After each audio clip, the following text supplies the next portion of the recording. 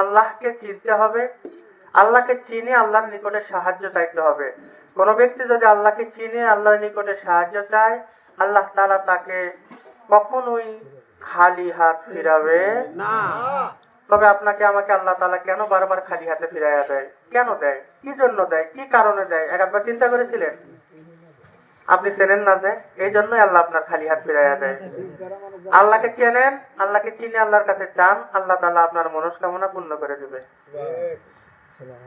আপনি প্রথমে সাক্ষ্য দিয়েছেন আশহাদু আল্লা ইলাহা আশহাদু আল্লা ইলাহা ইল্লাল্লাহ, আমি মেনে নিলাম আল্লাহ ছাড়া কোনো মাবুদ নেই। কারণ আল্লাহ ছাড়া যে কোনো মাবুদ নেই, আল্লাহকেই তো চিনি না। এখন মাবুদ যে নাই, সে আল্লাহটা কে তাকে তো জানতে হবে। আর তাকে জানার জন্য একজন শিক্ষকের প্রয়োজন, একজন শিক্ষকের প্রয়োজন। বাবা